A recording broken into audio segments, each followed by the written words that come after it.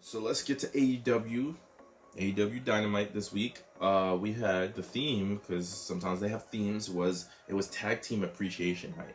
So and one thing I really like about AEW is that they really put a shine on tag team wrestling.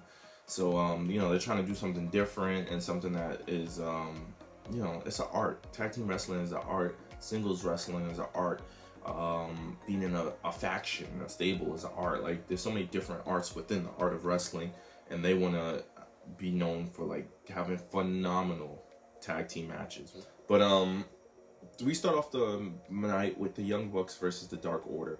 I'm a big fan of the Young Bucks. They might be possibly my favorite tag team of all time. Very big fan of the Young Bucks. I've been following the Young Bucks from independent scene all the way until now. And the Dark Order has some pretty good wrestlers on their thing too. Mind you, I'm just catching up with AEW because I haven't been watching it weekly. So I'm trying to catch up on it. So some wrestlers I might not be too familiar with, like from like social media and all that other stuff. I know these wrestlers and I've seen clips about them, but I'm not too familiar with them. I haven't seen like their matches in its entirety. So some of them I'm just gonna be catching up on. So the Young Bucks, when they came out, they were during their entrance. The Dark Order decided to attack them. So the two members of the Dark Order that they went against was Evil Uno and Stu Grayson. So, which are two phenomenal wrestlers. I think they're already a tag team or something like that, or has been a tag team within the Dark Order, established tag team within the Dark Order. And these guys are really, really good. I like their in-ring style, their heels, of course, and I'm kind of swayed to the side of the heel more, but hey, I like baby faces too, but I like a lot more heels than I like baby faces.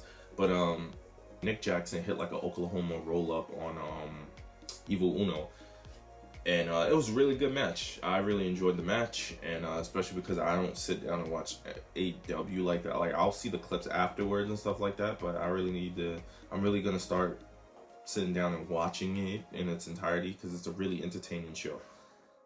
Alright, something else that happened in AEW this week. MJF, one of the top heels of our generation. The man is somebody you'd love to hate. The man is despicable. MJF went out and held his whole 2020 MJF for Champion campaign, kind of like his presidential campaign. And, he was talking mess about Jon Moxley, because I think MJF and Jon Moxley are going to have a match at the next AEW pay-per-view for the title. MJF is undefeated so far in AEW, and Jon Moxley kind of came out, surprised him, beat the mess out of him, and walked off. So that just adds to their storyline going into AEW. I think it's All Out. We had the TNT champion Cody, right? So he defends the title every week. That's one thing I do like about, I've been a fan of Cody Rhodes. Not like a huge fan, but I've always been a fan of Cody Rhodes within WWE and now. And Cody Rhodes, I'm mixed on him.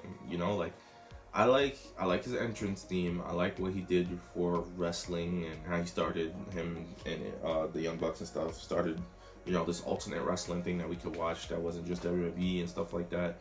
And I like that he's a defending champion. He goes out each week and defends. Not a lot of people do that. Some people, they have a title and they don't even show up to the show every week. But I like that he keeps defending the title and putting on the best matches that he can. I'm not a big fan of the blonde hair of Cody Rhodes. I don't know why he made his hair blonde, and I'm not a big fan of that neck tattoo. But other than that, he's good. Cody Rhodes is good. He runs AEW. I just wish he would focus on AEW and not have this whole war mentality between WWE and AEW. But hey, that's his business. So. But he had a good match between him and Scorpio Sky. I have just started sitting down and watching the full AEW show. So I wasn't too familiar with Scorpio Sky too much. But he's a really good wrestler. You could tell he's a really gifted, natural athlete. And he put on a great match. He ended up losing to Cody. And AEW now has Mike Chioda. Mike Chioda is a former referee from WWE. He was with WWE a long time. but he made his AEW debut for this TNT title match between Scorpio Sky and Cody. All right, next up, back to tag team because it's Tag Team Appreciation Night. We have Adam Page and Kenny Omega, the TNT Tag Team Champions, versus Luchasaurus and, of course, his tag team partner, Jungle Boy. Both are great tag teams too, and Adam Page and Adam Page and Omega are great singles wrestlers. Out of everybody that I just mentioned, Kenny Omega is one of my favorite wrestlers of all time. He really did a lot for just putting New Japan even on a bigger map, and also kind of changing the wrestling game a little bit. The one thing I will say about Kenny Omega, even though I'm a big fan of him, I feel like he took his foot off the gas, not completely, just a tiny bit, from when he was in New Japan. And I feel like he just needs to put his foot back on that throttle. Like, he just needs to slam the pedal into the floor. Because the man is a phenomenal, great wrestler and has a great character and this charisma about him. I just feel like he fell off a tiny bit, not a lot, a tiny bit from New Japan. But they had a great match too, very entertaining. So Page, Omega, Luchasaurus, and Jungle Boy, they had a good match. The Page and Omega won. All right, next up during our appreciation night, we have FTR in the ring, the Young Bucks, Rock and Roll Express, and Tony Blanchard and Arn Anderson, because they used to be a big tag team back in the day.